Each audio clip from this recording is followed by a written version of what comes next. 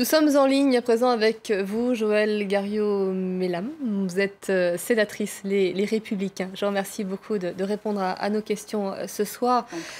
Ces actes barbares se répètent. Qu'est-ce que l'État peut faire? Écoutez, l'État peut d'abord se coordonner. L'État peut développer cette politique de lutte antiterroriste.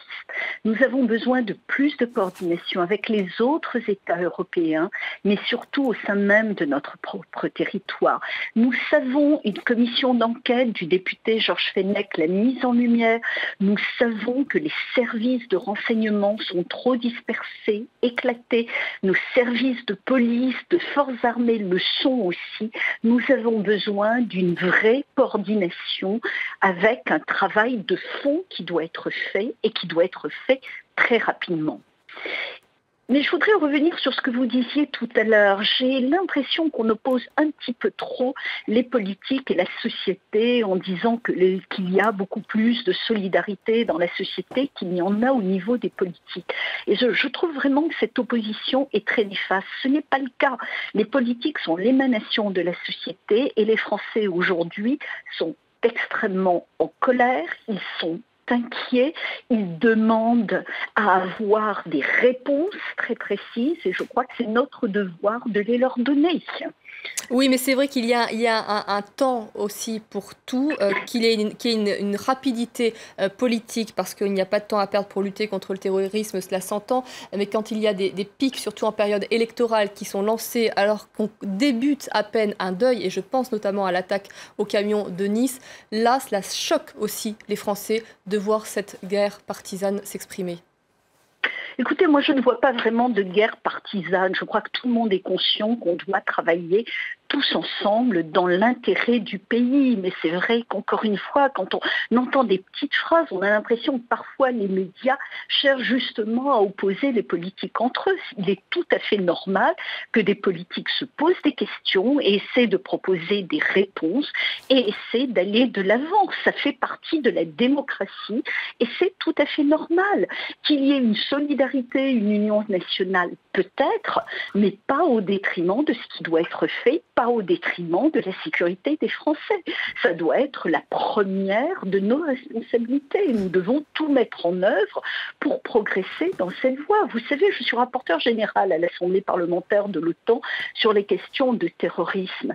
Et c'est vrai que je suis très agacée de voir à quel point nous n'avons pas justement de coordination.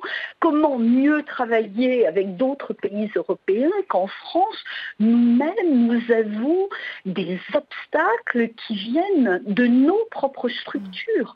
Et ça, nous devons vraiment travailler à ce sujet. Alors, bien évidemment, nous devons avoir une société qui soit réconciliée, nous devons avoir du vivre ensemble.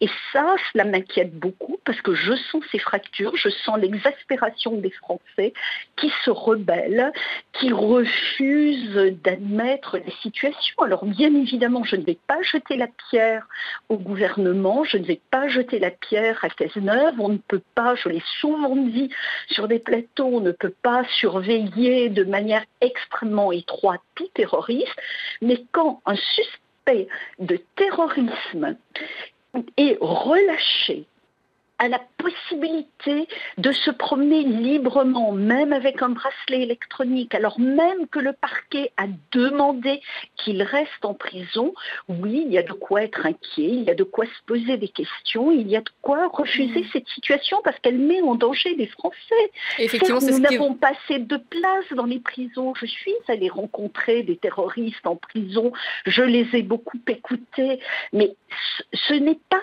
supportable. Nous devons protéger les Français et prendre les moyens qui sont nécessaires. Et je comprends parfaitement mes collègues de l'opposition qui protestent lorsqu'ils disent qu'ils avaient demandé que plus de places de prison soient créées et que cela avait été refusé par la garde des Sceaux de l'époque. Ça, c'est vraiment inadmissible. On en voit les conséquences aujourd'hui. Je vous remercie beaucoup. Merci Joëlle Garriaud-Maylam d'avoir apporté votre regard ce soir. On l'a bien entendu et je vous remercie d'avoir pris le temps de l'exprimer.